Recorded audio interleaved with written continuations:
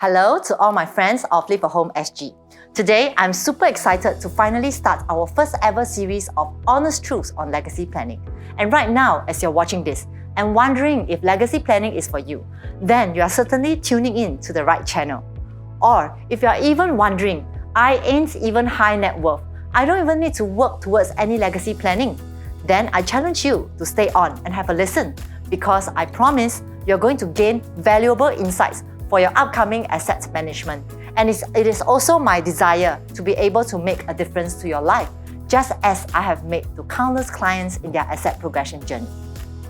A brief background information on why I am so inspired to do this topic is because, being a mother to 3 kids, I personally believe that I am not going to live forever. One day, when I'm not around anymore, which no one is going to know when that will be, I want to ensure that I live in peace, knowing that my children's needs are taken care of by everything I have pre-planned for them, and knowing that they will never be at the mercy of others. But how? So here on, Live at Home SG's mission is to be able to make a difference to all my friends and their families through valuable real talk on insights that we can literally apply onto our daily lives. And believe me, I will walk through this journey with you. Before I invite my special guest, Thomas Chew, click like and subscribe to our YouTube channel for weekly legacy insights.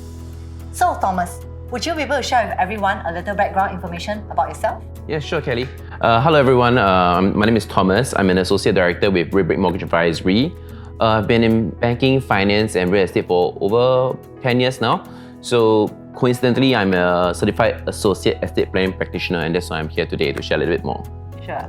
Thank you for your time. Can you share with us why do you think legacy planning is important based on your experiences? Okay, Kelly, yes. It's very important because some folks have the misconception that legacy planning is only for the rich. And it's not just for high net worth guys, it's actually for everyone. So proper legacy planning, right, allows you to allocate your assets to whomever you want and how much you want. Otherwise, right, there's this thing in Singapore called the Intestate Succession Act. It will kick in if it is not, if you do not have a will in place. Now, the thing is that for Intestate Succession Act, right, it's split according to 9 rules and it's a predetermined ratio. So what you need to do, right, is that guys, you need to make plans so that your estate doesn't become a liability or stuck in legality. So if you don't have a will, right, and sometimes in certain circumstances, you'll be required to place a security deposit as well. But what kind of circumstances will a security deposit be needed? Okay, so I've handled a case before, right, where a minor was involved in an estate without a will, and the courts actually required a security deposit. So the thing is that because the deceased was the sole breadwinner, right, the family had issues trying to raise a security deposit. So we don't want a situation like this where the assets or the monies are stuck in a limbo or unable to be channeled towards your loved ones. I think that's the worst thing that can happen apart from dealing with the death of a loved one. As we all know, inflation is literally the killer when it concerns confidence in asset planning. What advice would you give to all family starters who want to plan ahead for their family planning to hedge against inflation? Okay, thank you, Kelly. This is a very important and crucial part of legacy planning.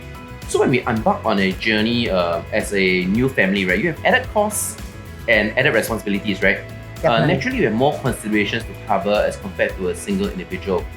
I think the key questions to ask yourself, right, or oneself is, number one, will my child be able to buy the same or better property type as me in the future? Number 2, will my child have the same or better type of lifestyle as me? And number 3, will I leave behind any debt? Number 4, will my child have a head start in life? Lastly, would I have preferred my parents to make the same moves for me? So if the answer is yes, you prefer your parents to make the same move with you, then it likely would be the same move that your children want you to do for them. I see. So is there any memorable clients that you have ever helped with this kind of approach then? Yes, Kelly, in fact, I do. So one of the most memorable moments I've had was when a divorcee approached me and asked me to help with a loan. And she reminded me a lot of my mother and was very determined to help her. So she had to buy a property on her own because she was just divorced and she had 2 kids in tow. She's a good mother, focusing on the children's education, planning for the future, and every step along the way. But what she missed out was that she might not always be there right?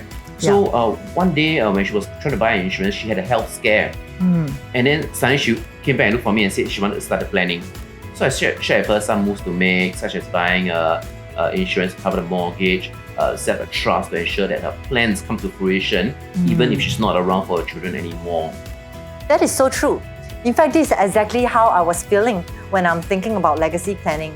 Because like for us, we are not really sure, until one day something attacks us. Like recently, I just have a gastric attack, like quite frequent. And to the extent that I was very worried about my health. That's why I really got thinking that, have I actually done a good legacy planning or estate planning for my kids? Okay, I think, that's why we should always be prepared. Right? Yeah. Thank you all for tuning in to this series. Stay tuned for our part 2 as we uncover deeper insights on what are the top picks for safe investment and how we can better plan for our short and long-term legacy planning to minimize risk. If you like what you watch, do remember to click like and subscribe to our YouTube channel for weekly legacy insights. Or if you have any questions, please leave a comment below and I will keep in touch with you as soon as I can. I'm Kelly from Live a Home SG. I'm Thomas from Red Brick. Live a Home. We take your home as our own. Bye!